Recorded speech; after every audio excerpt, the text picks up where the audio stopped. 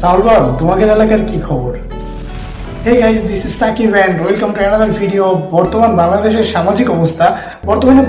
সামাজিক অবস্থার দিকে তাকাতে গেলে সর্বপ্রথম তাকাতে হয় শিক্ষার্থীরা পড়াশোনা বাদ দিয়ে যেভাবে আলু ভর্তা আর তরকারি রান্না করা শিখছে, ঠিক একইভাবে শিক্ষকেরা পড়াশোনা না করিয়ে স্কুলের ভিতরেই নাচ গান শুরু করে দিছে। জায়েদ খান ডিগবাজি দিচ্ছে, হিরো আলম ভোটে দাঁড়াচ্ছে, ছোট ছোট বাচ্চারা বাল পাকনামি করতেছে, কিন্তু সবকিছু ছাপিয়ে সাকিব আল হাসান কেন নির্বাচন করলো সেটাই বোধগম্য নয়।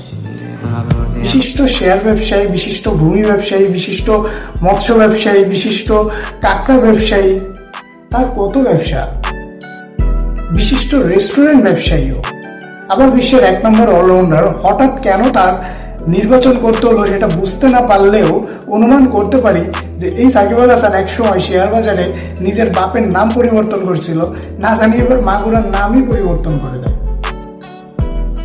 বর্তমানে কাপড় বিক্রির নামে দেহ বিক্রি চলছে, বর্তমানে প্রাঙ্কের নামে মেয়েদের হাতে মার খাওয়া চলছে, বর্তমানে মিউজিক ভিডিওর নামে অশ্লীলতা চলছে।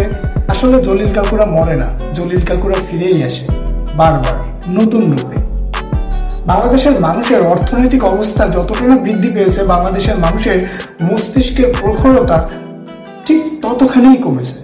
ভালো থাকুক প্রিয় সমাজ, রক্ষা পাক প্রিয় দেশ, একটি সম্প্রীতির সমাজ গড়ে উঠুক।